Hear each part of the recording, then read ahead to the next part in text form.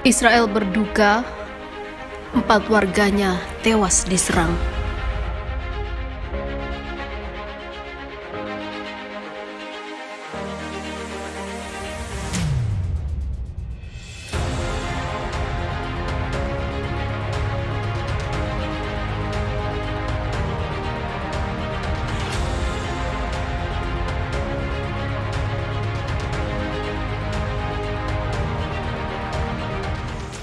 Israel bersiap untuk mengadakan pemakaman pada Rabu untuk 4 orang yang tewas dalam sebuah serangan.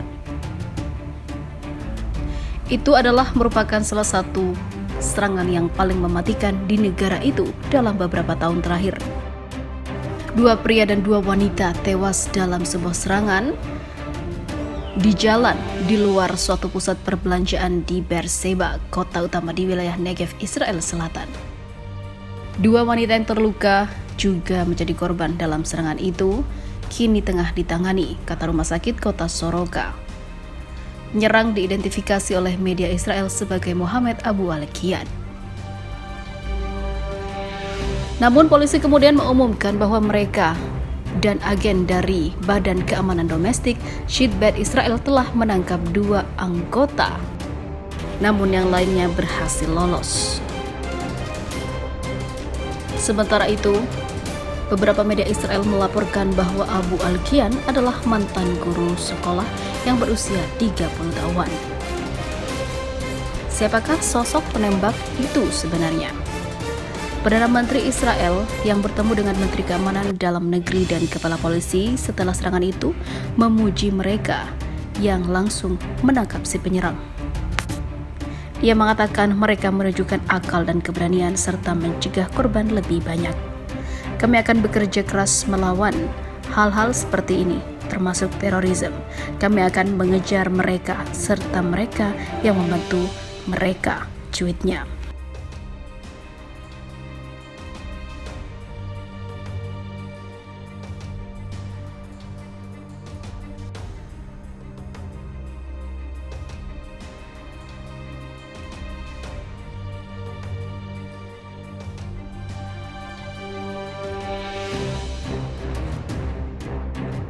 Kelompok HAM Israel sebut 800 warga Palestina ditahan tanpa pengadilan.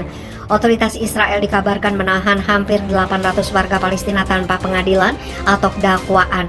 Jumlah tersebut tercatat tertinggi sejak 2008 lalu. Melansir Associated Press, temuan itu dilaporkan oleh kelompok hak asasi manusia Israel, Hamuk, yang secara rutin telah mengumpulkan total warga Palestina yang ditahan dari otoritas penjara Israel. Disebutkan bahwa sebanyak 798 warga Palestina kini ditahan secara administratif.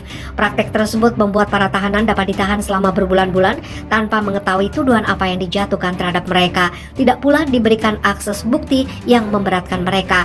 Hamuk juga mengungkapkan jumlah warga Palestina dalam penahanan administratif itu terus meningkat sepanjang tahun ini. Hal tersebut lantaran Israel melakukan serangan penangkapan malam di tepi barat sebagai tanggapan atas rentetan serangan warga Palestina terhadap Israel.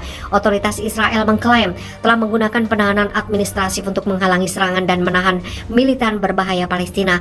Namun kelompok HAM dan warga Palestina justru mengatakan bahwa hal itu merupakan sistem kejam yang menyangkal kebebasan hak asasi manusia tanpa proses hukum.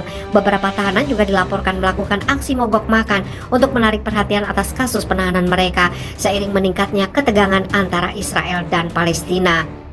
Ini harus dihentikan jika Israel tidak dapat membawa mereka ke pengadilan. Mereka harus membebaskan semua tahanan administratif.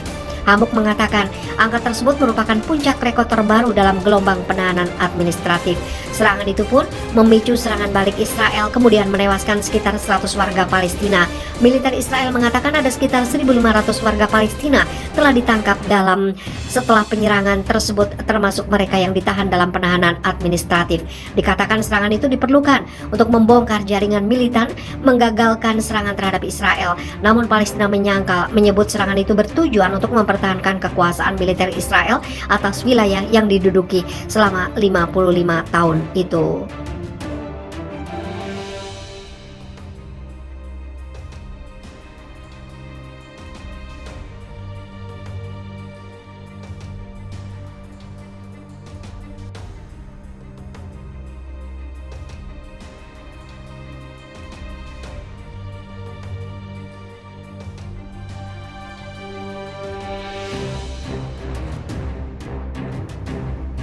Warga Maroko protes normalisasi hubungan dengan Israel.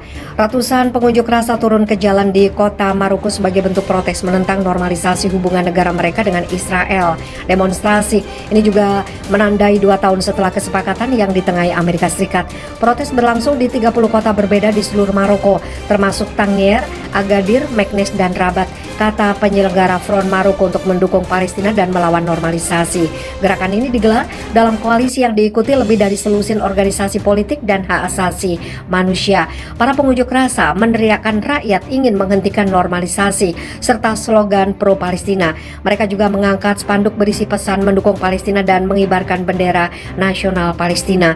Gambar yang beredar online juga menunjukkan bendera Israel dibakar pada protes tersebut.